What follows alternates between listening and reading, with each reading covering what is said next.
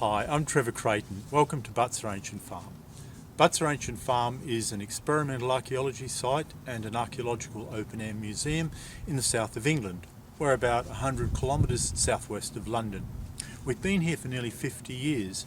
We started in 1972, and through the pioneering work of Dr. Peter Reynolds, we began specialising in the British Iron Age, which runs from roughly 800 BCE through to 43 AD, the coming of the Claudian invasion. Initially we were working mostly with agriculture, but very soon after our instigation, Peter Reynolds began building a series of buildings. One of the things that characterises the British Iron Age, and in fact the Irish Iron Age as well, is the predominance of round houses as domestic architecture. On the farm here we now have about 5 round houses, all dating to the British Iron Age. We also have, since about 2014, been building a number of other buildings from other chronologies in Britain, to include the late Stone Age, the Neolithic, the Romano-British period, and also the Anglo-Saxon or early medieval period. All of the round houses here, as I mentioned, date from the British Iron Age. In these particular cases, they date from, in the case of this large building here, about 400 BCE through to around about 200 BCE. So they're all quite a tight dating range in the Iron Age. Let's go now and have a little bit of a look inside one of them and see how they're constructed. I'm in one of our typical roundhouses. In this case it dates from about 200 BCE and it was excavated at Dunch Hill, Iron Age hill fort by Barry Cunliffe. You can see that we have a cylinder around me here which forms the basis and the walls of the house itself. Inside that cylinder we have a series of upright stakes with woven posts running laterally through them. That's called in English a wattled wall. It's a very typical way of building roofs throughout a lot of prehistory and proto-history. We find the evidence of that quite clearly in the archaeology, where you find regularly spaced post holes of a fairly small diameter, regularly spaced around the entirety of the wall. We also often find evidence of the wall covering, which is daub. And daub is probably something you're also familiar with. It's a mixture of mud, clay, maybe some sand, hair, and in our case we put cow dung in it that binds it together to give it a good plaster-like or stucco-like consistency. It's pushed in and smoothed onto the walls, and it's very durable. In this case we've given it a coating of lime wash to stabilise it further and also to make the interior of the house brighter. The roof on these round houses conforms very much to the design that Peter Reynolds laid out in the 1970s. So what we have is a series of rafters that go to a point. There are a small number, 4 or 5 main rafters that create the very apex of the roof, and the other rafters effectively hang from that, stabilised by a circular arrangement of battens or flexible posts that go around. And as you can see, there's no central post. It's an entirely self-supporting structure. That's a brief summary and outline of the way we've constructed our roundhouses to date. Those are of course all Iron Age roundhouses. Our new structure is going to be based on a Bronze Age house. The Bronze Age in Britain dates from around 2200 BCE to around 800 BCE, and our house falls in the later Middle Bronze Age from about 1200 BCE. Although the archaeology of our Bronze Age roundhouse shares many of the same attributes as Iron Age roundhouses, there are some interesting differences. It's also the case that the archaeology is quite poorly preserved. That means we're presented with some challenges, but it also gives us some new opportunities. What's key is that our new roundhouse won't be a carbon copy of anything that we've built before. This is a sketch plan that was drawn on the site. The large posts you see on the excavation plan may be structural. That is, they are there to support lintels, which are vertical beams that lay across the tops of adjacent posts to support the weight of the roof. There's no indication on the archaeology of any form of wall between them. There's no indication of wattle and daub walls. We would expect to see regularly spaced small holes between the large posts to carry the wattle work of the wall, as discussed earlier. Likewise, there's no evidence of daub or any other potential walling material. None of this has been found on site. So that raised the question, what do we do? Well, our first assumption is this building had a roof. So we will place vertical posts in the post holes and arrange those posts to replicate the archaeology that you see in this diagram. We'll place horizontal timbers between them and on top of them. Similar construction to those of our Iron Age buildings that we saw earlier. If, as we assume, this building had a roof, we are also going to assume that it had walls and a doorway. We might be wrong in these assumptions, however that's our educated guess. However, there is no evidence for walls in the archaeology. That means that the walls have completely disappeared. Whatever they were made from left no trace.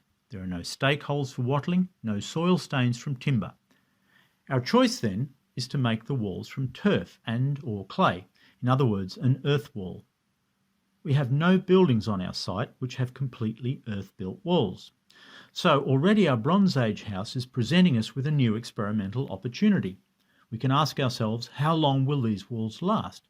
How durable will they be in the relatively warm and warming damp climate of southern England? When the house eventually needs demolition, we're interested to find out what the archaeology will look like. We're assuming it will look very different to our existing houses, which all have wattle and daub walls. Earth walls have been described as the missing evidence of prehistoric British archaeology. Some archaeologists, including Dr. Rachel Pope, an authority on Roundhouse archaeology, who's been helping us a little with this project, believes that many of the structures have been misinterpreted in the archaeology. She believes what have been described as walls are in fact fences which surround the houses. So it's going to be very interesting and important when we finally do demolish this house to see what traces it leaves. That then may well inform a whole new understanding of roundhouse construction in British archaeology. There are some other curious features in this building. As we saw in the earlier video, there's no central supporting post in any of the roundhouses that we've built. But what are we to make of an almost central post hole in this construction, our Bronze Age house? Is this post structural? Does it help hold up the roof? Is it a feature left after a post was used during construction, perhaps to support a ladder? Is it to support cooking pots, a mezzanine floor? Is it a repair, or is it there for ritual purposes? We just don't know, and we're still discussing how it will be reflected in the building. Central post holes are, in fact, rare in roundhouse archaeology in Britain. It's generally believed that central posts, where they do occur, played no part in the structure. In other words, they didn't hold up the roof. Given the age of the site, we still can't be positive that it's contemporaneous with the rest of the post holes. But the post hole is in the archaeology. It's been interpreted as contemporaneous. We're not writing a paper, we're building a building. As good experimentalists, we can't simply dismiss it. Whether we actually include it in the structure is still being discussed, but we will and we must acknowledge it in our interpretation of the building. The central post has actually already created much discussion and debate and sent two of our keen volunteers on a research quest to track down more about central posts and where they occur, what's their distribution across Britain. There's nothing like being willing to dig holes in the ground and put up a building to stir up archaeological debate. This building alone is proving its value even before we've made one hole in the ground. The nature of roundhouse construction has, in my opinion, been too seldom revisited since Peter Reynolds' pioneering work. This new structure is bound to change that. That in itself makes it a worthwhile and exciting project. However, there are other aspects of this build which are equally exciting, which aren't strictly archaeological, and it's those I'd like to discuss with you now. There are a number of interesting aspects to this build that go beyond the archaeology, and one of the most important is that this has been a collaborative project with an organisation called Operation Nightingale. Operation Nightingale are a charitable organisation who assist the rehabilitation of wounded and traumatised military veterans, and they do that specifically through archaeology. There are a team of dedicated professional archaeologists who are assigned to Operation Nightingale, often volunteer for Operation Nightingale. So the team excavate to a very high standard. We were lucky enough to go into the Operation Nightingale dig and see the original archaeology of our new house project in the ground. We feel that the opportunity for us as experimental archaeologists to visit the site and look at the excavation is an important way for us to better understand the archaeology. We also feel that by being involved with building an experimental building, field archaeologists can benefit through a better understanding of the ways in which experimental archaeologists create buildings from excavated archaeology. It's even possible that field archaeologists who are also involved in experimental work may gain new insight that will inform and enhance their own excavations in the future. So we see this as a very synergistic project. The other aspect of it, of course, is that it's very much volunteer-led. So it has a strong volunteer focus, a way of giving our volunteers more experience, and it's very much a holistic Bronze Age project. So it's not simply about building a house. We've also already started some research projects where different volunteers will put their hands up and be researching aspects of the Bronze Age. They'll be researching food production, they'll be researching metal production, they'll be also researching the distribution of roundhouses, Bronze Age roundhouses. So this will give us all a full collective picture of our Bronze Age. Out of this research will come a series of short papers which we at Butser Ancient Farm will be able to use for interpretation later in the project, and the volunteers will also be developing their own specific interpretation, so their own story about the house. In the long run, we also hope that they're going to be involved with us in maintaining the house and also talking to visitors about the house they built. In fact, they will be the experts on this house, having excavated and built it. It also means that these research projects provide people who are not physically able to participate in the build still to get a sense of ownership and still to make a real contribution to this project. As part of this, it's our hope for the whole team that the veteran volunteers who are involved enhance their own sense of health and well-being. This is important for us as an organisation because in these challenging times that we all face, we feel that we are able to contribute not just as an educational and an archaeological facility, but also as a well-being facility. And there's a system that's called social prescribing.